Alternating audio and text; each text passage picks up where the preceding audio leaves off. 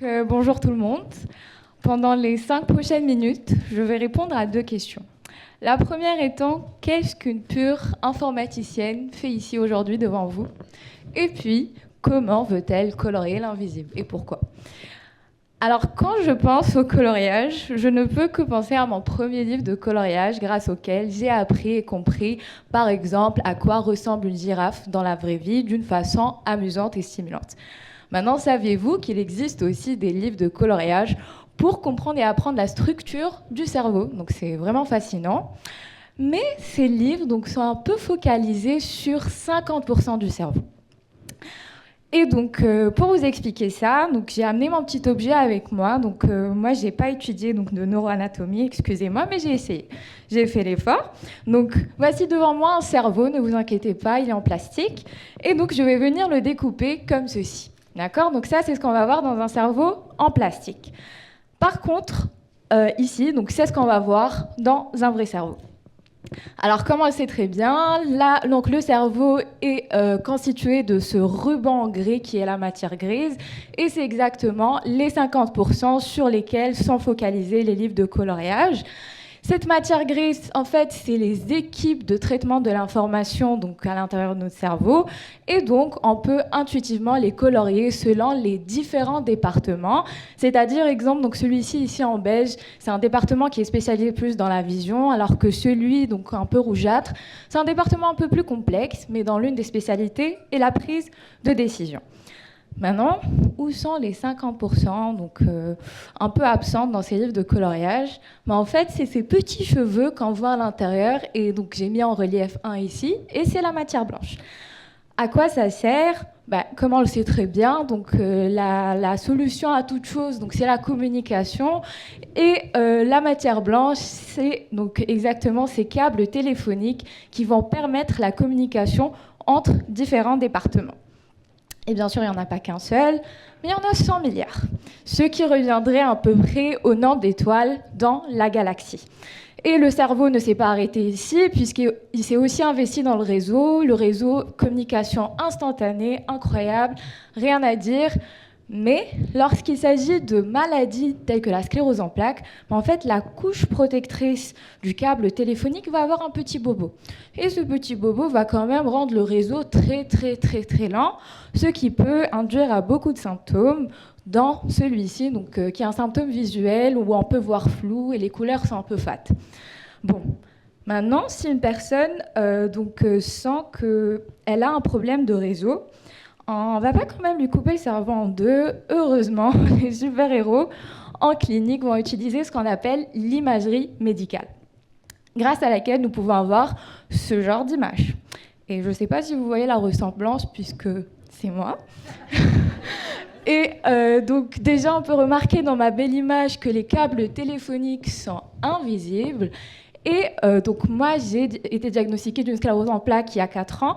Et l'un de mes premiers bobos, on le voit ici, et c'est une tache blanche. Mais si je vous demande quel câble téléphonique il m'affecte, pas sûr. Bon. Là sont intervenus d'autres super-héros scientifiques moins connus dans le monde clinique. Et ils ont remarqué que même si on ne voit pas les câbles téléphoniques, il y a quand même de l'information cachée qui circule. Et ils ont réussi à, au lieu de voir les câbles téléphoniques directement, à avoir une carte de ces câbles téléphoniques. Et cette carte de câble téléphonique, on peut l'avoir grâce à l'outil informatique qui s'appelle la tractographie. Et si je reprends ma belle image encore une fois, cette fois, si j'utilise l'outil de tractographie pour me sortir les câbles téléphoniques me liant directement ces 2 départements, ça va me donner ceci. Donc c'est cool, mais une utilisation encore plus intéressante dans le cas d'une sclérose en plaques, c'est que excusez-moi. Et ici, le groupe de câbles liant exactement 2 départements, c'est ce qu'on appelle un tract. Et une utilisation encore plus intéressante dans le cas d'une sclérose en plaques, c'est que cette fois, si je lui donne l'adresse de mon bobo, en fait, ça peut me sortir les tracts, les groupes de câbles téléphoniques qui peuvent en être impactés. Exemple, ici, on voit un nouveau tract en rouge, en haut, qui est affecté. Et donc moi, en tant qu'informaticienne, aujourd'hui, donc devant vous, j'utilise la tractographie pour m'allier aux super-héros en clinique et donc pour combattre et mieux traiter la sclérose en plaques. Et donc, mesdames et messieurs, comme promis, voici la carte complète de l'invisible que nous pouvons maintenant venir colorier pour faire correspondre chaque couleur à un tract. Merci. Moi, j'aimerais savoir, techniquement, donc, les outils, les instruments que vous utilisez, quels sont-ils? Vous dites que vous êtes informaticienne. Exact. Vous êtes devant un ordinateur ou il y a les données que vous analysez viennent d'où? C'est une très bonne question puisque moi je ne suis pas du tout donc, dans le monde clinique, je suis vraiment derrière un ordinateur dans la faculté des sciences, au département informatique. Et donc nous en fait ce qu'on traite c'est vraiment les images, donc les images médicales qu'on va en fait, après on va venir en fait inférer, donc avoir de l'information à partir de ces images, donc sur ces câbles téléphoniques. Et on utilise vraiment de super puissants ordinateurs, bien évidemment, mais on est vraiment à part. Autre question dans la salle, sinon moi je peux poursuivre. Oui, juste un petit commentaire. Je trouve que c'est joli, c'est beau ce que tu fais, c'est-à-dire de prendre un contre-coup de la vie et te réinvestir. Et souvent, que ce soit les parents ou les personnes elles-mêmes atteintes d'une maladie qui se réinvestissent, ont une énergie que d'autres n'ont pas parce elles sont touchées personnellement par ça. Alors, je t'encourage à continuer, puis je te souhaite bonne chance. Merci beaucoup. Merci beaucoup, c'est très bien. Question, oui, en arrière. Je vous vois mal avec le... Oui, je vois bien une main levée, le micro arrive jusqu'à vous. Il y en a une ici aussi dans la salle. Merci beaucoup pour le témoignage. Je pense que c'est un bel exemple de sublimation.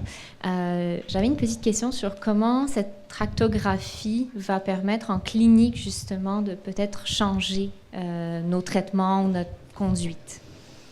Je vais vous répondre en tant que patiente. D'accord. Donc, pourquoi j'ai eu cet intérêt pour la tractographie, c'est parce que j'y ai vu beaucoup de potentiel. C'est-à-dire que je remarque qu'entre moi et mon médecin, il y a un grand manque de transparence. C'est-à-dire que, par exemple, si je reçois un symptôme et qui n'est pas vraiment explicable par la petite tache blanche dans mon image, c'est un peu compliqué à interpréter. Donc, moi, je vois la tractographie déjà pour le suivi des patients comme une transparence, un outil qui va nous permettre vraiment d'avoir cette transparence-là, d'avoir des métriques. Donc, en tant qu'informaticienne, nous aimons le quantitatif. Et voilà. Et par la suite, bien sûr, aussi pour voir en fait des biomarqueurs peut-être grâce à la tractographie pour voir l'efficacité des traitements. Donc, on a besoin de plus que le qualitatif, de plus que les taches blanches, de plus que le nombre, la taille. On a besoin de vraiment avoir des métriques plus parlantes sur cette matière blanche. Donc, voilà, merci. Autre question dans la salle? Oui, le micro. Voilà. Merci pour la présentation. Moi, ma question, c'est de savoir, est-ce que c'est possible de modéliser en 3D les tracts du cerveau ou c'est juste des images 2D? Oh non. Oh non, non, non. C'est de très belles images en 3D. Comme on l'a vu dans la carte invisible, en fait, c'était une image 3D. Et donc, on a beaucoup de neuronavigateurs qui vont nous permettre vraiment de en fait, voir tous les tracts et donc jouer avec. Mais donc, il n'y a pas du tout de 2D. C'est juste pour un peu montrer, mais c'est que du 3D. C'est du très beau 3D. Merci. Juste à côté de vous, je pense que oui. Oui, merci pour la présentation. Est-ce qu'il existe déjà une cartographie, si je peux dire, de toute la tractographie disponible en fonction des pathologies, tu sais, qui permettrait par exemple de prédire peut-être l'évolution de certaines pathologies en fonction des tracts déjà touchés? C'est-à-dire, est-ce qu'on sait par exemple à quoi ressemble un tract qui est affecté et dans ce sens? En fait, dans l'exemple que tu as donné, donc avec le début de l'apparition de la maladie, il y a certains tracts qui sont touchés. Oui. Est-ce qu'avec toutes les modélisations qu'on est capable de faire de ces tracts, on pourrait dire que si la maladie évolue, il va y avoir tel tract et tel tract qui vont être touchés ensuite et qui permettrait de faire un peu de prévention en fait? Oui, effectivement. Effectivement, même par exemple, quand on a vu donc, le tract rouge était impacté, mais le bleu aussi, si vous vous rappelez, il était aussi dans la zone, mais il n'était pas directement impacté. Donc du coup, on peut essayer de développer des métriques pour donc, savoir à quel point en fait ça va impacter l'autre tract juste à côté. Mais pour faire ceci, donc on a besoin de beaucoup de données aussi. Mais aussi, donc il y a un travail sur les métriques qui vont nous permettre en fait de savoir à quel point en fait ça se disperse sans pour autant que ce soit directement impacté.